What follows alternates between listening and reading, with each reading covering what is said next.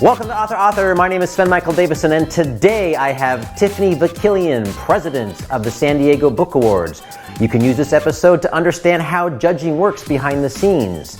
Tiffany will take you through the submission process, how the judging works, and if you haven't already, please subscribe, and here we go. Hi, welcome to Author. I'm Sven Davison. I'm here with Tiffany Vakilian of the San Diego Book Awards, and we're here to talk about, first, how do they work? How does someone submit? And sort of what happens behind the scenes? Well, you go to the website, www.sandiegobookawards.org, and then you go to the submissions and guidelines page. And depending on whether you're published or unpublished, you would download the application, fill it out correctly, we hope, then submit it with the fee and the right amount of copies, depending on whether it's unpublished, which I believe is 3 copies, and published, which is 4 copies. And then you hear back if you're a finalist. If you're not a finalist, you probably won't hear back unless you submit a postcard saying, did you receive my books? We are actually opening up the window for submission from October 1st through the end of the year. So you have plenty of time, whether you're published or unpublished, to submit according to the guidelines. Now for the unpublished guidelines, you need to submit the first 30 pages according to the rubric that's in the form. If you don't do that, you're going to lose points, and you need to be ready, if you're a finalist, to submit the entire manuscript within a week. So just be mindful of that. If you're going to send us 30 pages, that you're going to have the entire manuscript ready. That takes us to the end of the year. What we tend to do after that is we get together, we divvy up who's going to chair what categories, and then those chairs reach out to the judges and say, here are your books. And the judges will judge the books. Some months pass because they have to read them all, judge them, critique them, and send us back the forms. They get to keep the books, which is why we ask for 4. And then the finalists are called in sometime between March and May, depending on how many books in the category. They go a little bit earlier for the unpublished because there's the 2-part process. We have the award ceremony in June, but we reserve the right to not have an award ceremony if we don't have enough entries. Same kind of system work for published authors as well? Yes, with the exception of they send the entire book, which reminds me, published books in San Diego Book Awards, self-published books, professionally published books, any published books, professionally edited, professionally done. I cannot stress enough the waste of money and time it is if you don't invest in your work. We want the best books for the San Diego Book Award. We don't want what I would call the Pookie Jenkins version, where somebody came over, went and slapped the cover on it, hanging it out, on the street. Even if the story's absolutely amazing, it might not do anything because we're getting stuck on the cover. I don't know. Pookie Jenkins is kind of fun to hang out with. When you say that name, now I'm thinking, you know what? Please cut that out. Please just cut that out. Oh, come on, it's funny. Pookie Jenkins. Yeah, I got my husband saying Pookie Jenkins. It's horrible. If you have a book that you have written in 2012 and you do a second edition in 2018, you can submit the second edition because it was published in 2018. So we just want to clarify that. And this is for San Diego County residents only? That is correct. We have people who were living in San Diego County at the time and then moved away. But if they were living in San Diego County at the time the book was published, then they can submit it. And I'm also thinking this interview is great for a broad sense because a lot of award ceremonies work, work the same throughout the country. So pretty much, if you're not eligible, it's still worth watching this. So starting with unpublished. Mm-hmm. Now, when you say unpublished, not only is the manuscript unpublished, but the author has never been published. True? Is that part of the... No. Okay. We say unpublished within that genre. So if I have written a book of poetry, if I take my novel, which is sci-fi, I can submit in sci-fi, if I were the president, obviously. I could submit unpublished in science fiction for that particular manuscript. But science fiction and fantasy are basically married together, right? Same category? Basically. I mean, I would love it if we got enough entries in both to where we could actually split the two. But for those who read enough, you can see where you can it's a semantic argument. So you can give some grace for that and just go with sci-fi fantasy as one genre. Gotcha. Yeah. So once you submit your manuscript or book, we'll just say manuscript because it covers both. You submit your manuscript, and then that manuscript is sent to at least 3 judges. We also reserve the right to have a judging chair judge in the case of a really, really close score, or a judge might have to recuse themselves, unfortunately, because of the subject matter. according to the judges. One will give a 98%, another one will give a 97%, and then the third judge will give a 40%. And so we want to make sure that the averages are not skewed so far that we take out a finalist just because there was a judge that shouldn't have judged for whatever reason. So in that case, when you have the 96, 97, and a 40, you're bringing in a fourth judge basically to say, okay, this is, yes, it's either going to be towards the 90s or towards the 40s, and then what happens if it's towards the 40s? Unfortunately, if it's towards the 40s, then we have to have that conversation with the judges and say, why did you give this a 98%? We are interested in quality work. And so if someone just gives a 98% just because they like the cover art, now that's a great reason to give a point. That's a great reason to give a lot of points. It's not the whole, it's just a part. Unfortunate personal vendettas, which happens when you're in a writing community like San Diego, in a genre that has writers clubs, which means everyone kind of knows each other. Even though the judges don't know, there's still some possibility of, and that's why we ask the judges to recuse themselves. We ask the judges to be very upfront about, hey, I know this person, I can't judge their books, or this subject matter is a trigger for me and I need to make sure that I stay away from it. We actually have one judge that says no violence whatsoever. She will not read it. And we appreciate that, because then when we give her, say, military, we wouldn't. I was going to say. We wouldn't. Just like, you can have cookbooks. Yeah. But I mean, she can do local interest, pets, travel, things of that sort. We wouldn't give her horror. We wouldn't give her thriller, because we're respecting her just as we're appreciating her for coming along and helping, because this is a volunteer situation. Where do you find your judging pool? For all of our winners, we ask them to either judge or to offer up judging possibilities. We go out in the highways and byways and we look for our own judges. We put social media to work to find judges. And we also have a lot of returning judges. They love what they do and they appreciate the free books. Let's say scores got all in the 90s, so Right. it's moving to the next level. At that point, then what? I mean, is there an email goes out to the author saying, hey, you're... We try to call them. Okay. We try to get that one-on, but that's why it's so important that you fill out your application entry forms clearly so that we can reach out. We try to make this as personable as possible because, as I said, this is our pool from which we get new judges, we get new board members, we get new volunteers to do any other, of the other things that we need. So it's kind of like a pay it forward type of thing in a way. Yes, very, very appreciative of the pay it forward. As a matter of fact, the first winner of the Chet Cunningham Spur Award, Aida Dennehy, is our secretary, because when she won, she was so appreciative that strangers celebrated her work, celebrated her. She said, I have to show up now because I'm a writer, I'm an author. San Diego Book Awards is also helping her to work on getting it published, even if it's only to promote her here and now, or to write articles about her, or to share with our network of publishers and editors and different things like that. We use our work to network. We want all of the writers in San Diego to be successful. We care about the stories in San Diego. In the event of a young man, for example, he was 10 years old and he wrote and submitted a piece called Autistic and Awesome. And he didn't final.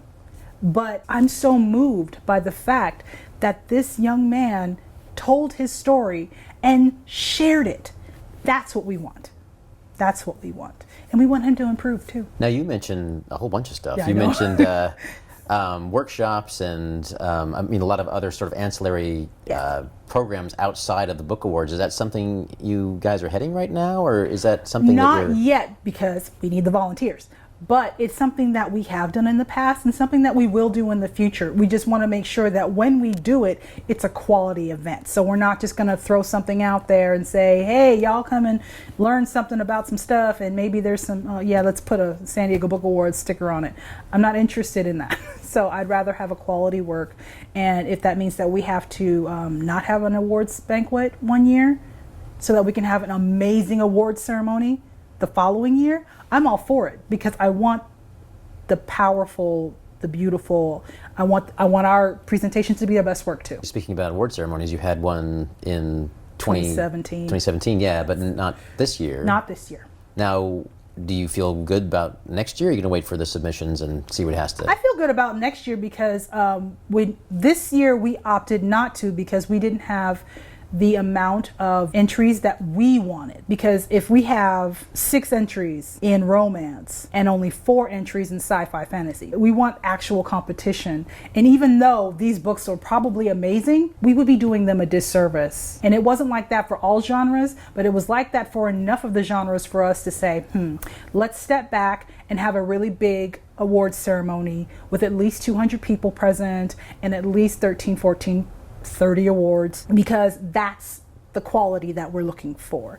I want to say 96% of the published authors that submitted for this year, once we told them about the situation, said hold my book till next year. They don't have to pay the fee. They're already entered. The unpublished award actually went on, and we have 3 winners. Well, I'm not going to give the winners away. They're on the website. Sounds good. But they're all unpublished, and would love to see them take those books, get them published, and then submit them as published works the next year. So the 2019 awards are going to be for the 2018 submissions? The board has decided to allow 2017 and 2018 copyright or published dates for the 2019 awards contest and therefore ceremony. For the unpublished, it's just 2018. You've announced the winners for 2017 in 2018, and now there's going to be a window for the 2018 to be announced in 2019. Yes. Yeah, I just want to be clear on that. But like that.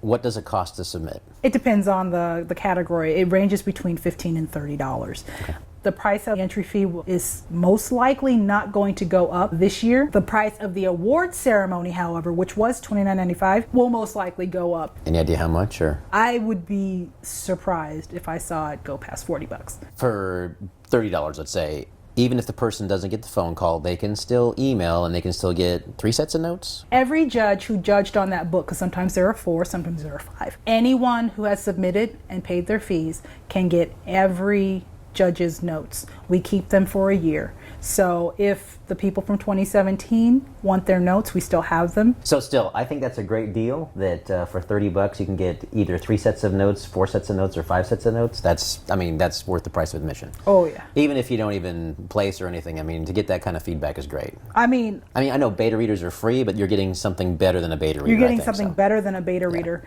in that, and that's not to say, because beta readers, thank God for beta readers.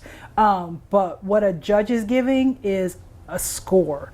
It's not, I really like this part, and they put hearts by it and things like that. Right. They are going through the whole list of questions and saying, your grammar and syntax is amazing, but your characters are wooden. I know this is all nonprofit, but it's paying for whatever overhead you guys have and so forth. Mm-hmm. The award ceremony is separate, obviously, because that's a big shindig.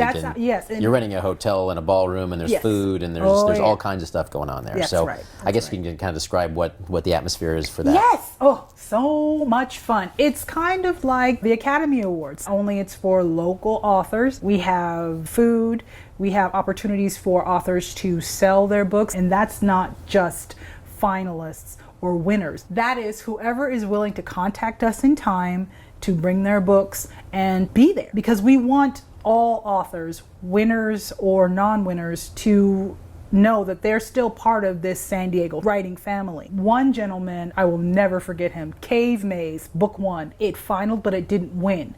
But this man showed up with his books and his wife, and he was so much fun to be around. On top of having a hilariously fun YA situation book, I can't wait for the next book, not because of the book, even though it was good, but because I was able to form a relationship with this man and just the seeing of him and experiencing of him that night. Aida was there. I didn't meet her until long after the award ceremony was over, and her son was there, and he was so proud of his mother. So if you're a finalist, you get a certificate, and then there's also a trophy for the Geisel and the Spur, but there's no other trophy. Just kind of break that down for me. Sure, yeah. Okay, so you're a finalist, you get the call, and you buy your ticket, buy your family's ticket, and you come to the award ceremony. You will receive a certificate as a finalist. If, however, you win in your category, you get a trophy and another certificate. If you were to win the Geisel or the Chet, you get yet another certificate and another trophy. So you run... Might go home with 3 certificates and 3 trophies. 2 trophies. 2 trophies. Yeah. Gotcha. But yes.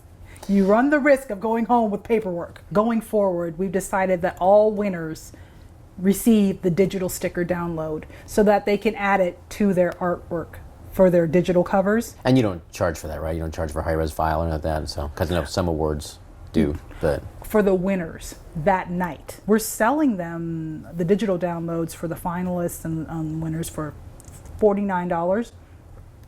But for the winner, we're just giving them away to them now because we want that for them. I have two questions. Okay. But the first one is, again, the sort of the judging sheet. You've got spelling and grammar. If it comes to a final published work, you've got the cover, I'm taking the back cover, you've got the description, and again, the spelling, the grammar, the typesetting, the presentation of it. But then, of course, you're talking about the structure. I'm thinking, character development, plot development, yes. Is this thing hooking me at every chapter? There's those things. Is there anything even more subjective than that, though? I mean, I guess there's always that secret sauce where right. something really works and it seems to work on a universal level. That's why, there are best-selling authors out there, because right. there's a large audience for them, and because they're all sort of gravitating towards the way this story is told. Right. So I guess I'm kind of answering my own question, but I mean, it's, yes.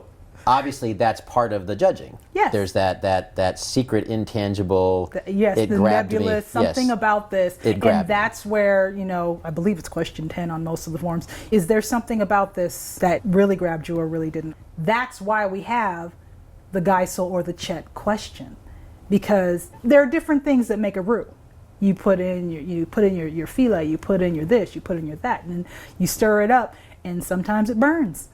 And sometimes it's note perfect. I love it when a book reads like jazz. I absolutely love it when a book reads like jazz. And I've read that in a lot of San Diego authors, and I've read it in a lot of bestsellers. Please subscribe so my dad can make more videos like this. Thank you.